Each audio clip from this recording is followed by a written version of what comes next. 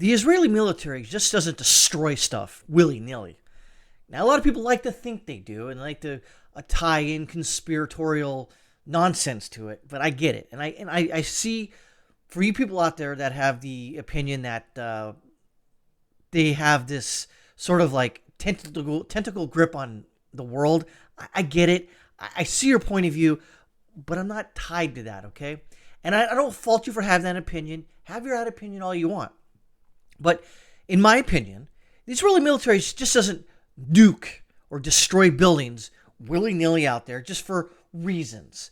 Their intelligence apparatus is pretty extensive. And so when it comes to them blowing buildings up, and then the news media goes, how dare you blow up an apartment block? It's like, yeah, they did. There probably were apartments in there, but I guarantee it that Hamas and other organizations bent on the destruction of the Israeli state were in there. I have no doubt about it. Do I have proof? No, I don't. But it's just a gut feeling. A lot of times when Israel, when they have these issues with the Gaza Strip and other Palestinian militant organizations, they let the area know well beforehand. They're like, hey, get out of the area because we're about to just drop a couple of J-dams on your ass. And they leave or they stay and they die. And then they pull people out of the rug and see, look what they did. Sometimes they do this. They just blow the building up and go, hey, you had an intelligence headquarters in here. Not anymore, though. But so how did this all start? Well, how does this usually start? Palestinians get mad. They start throwing rocks. Israel retaliates, and rockets start coming from Gaza into Israel. If you're looking for, any sympathy towards the Palestinians, I have some sympathy, but not a lot. You see, they keep allowing this crap to happen. They keep allowing and supporting Hamas, and you would think that the money that they get, instead of purchasing rockets to fire at Israel, you'd think they would do it to booster their infrastructure, build some roads, some schools, some hospitals. No, they don't. They keep building more rockets and more buildings for intelligence headquarters, even perhaps building underground. And again, they blame Israel for it. Well, it's like, well, understand this, that if you stopped firing rockets in Israel, Israel wouldn't respond in kind. That just makes sense, right? Kind of like what the United States does.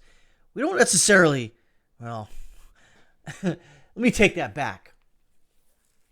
In times of war, we respond in kind even more.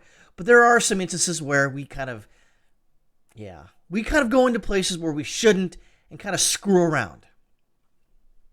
Shouldn't do it. But in that instance, then when they attack us, we attack them. This is what just happens. It happens every year for the last, ever since Israel became a country, 47? Or probably even before that. And that's what it is. The Israel Defense Force reported Thursday that it had conducted an airstrike on an intelligence headquarters used by the Palestinian terrorist group Hamas in Gaza, killing dozens of other terrorist operatives who were inside the building. The IDF says it's conducted an airstrike on Hamas intelligence facility.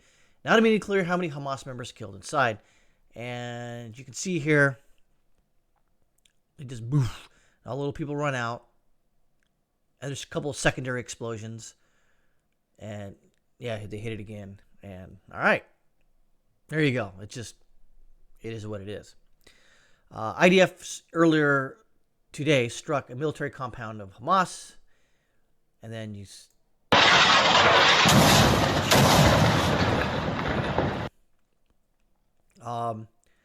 the IDF plans a ground invasion to root out Hamas terrorists.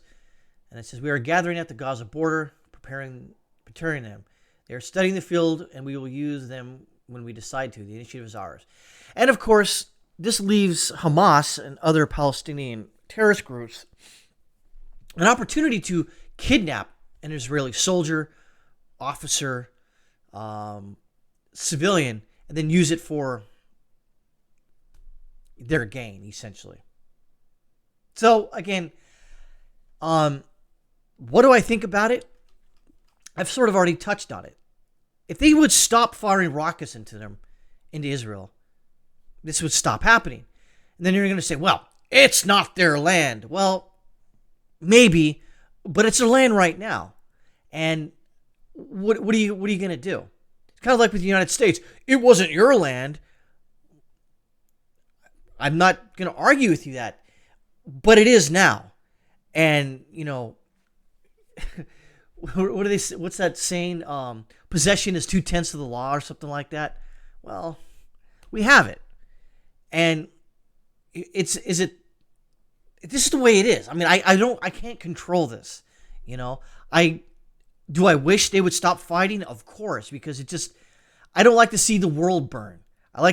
But we're humans, okay? When it comes down to it, humans are bastards to each other a lot of times. We're completely evil to each other, always, consistently throughout history and time. There hasn't really been a time in the world where there hasn't been a war. No one's, enslaved anyone, impressed them into indentured servitude, belittled, bullied, etc. This always happens. Is it good? Do I like it? No. But when I look at the long and short of things here, is that when Palestine, or the Palestinian government or terrorist organization, when they launch rockets into Israel, what do you think is going to happen? Do you think you're going to change the hearts and minds of people like myself that, why is Israel doing that? Then I do a cursory search. Oh, they fired rockets at them. Well, stop firing rockets. That makes more sense. It's kind of like you're living next to a neighbor and you throw a brick through his window. And you keep throwing bricks through his window and he keeps repairing it. Sooner or later, he's going to come over there and knock you in the freaking teeth. This just makes sense, right? We're all neighbors in this world. How about we start acting neighborly? But again, that's asking a little too much in this really incendiary world we live in.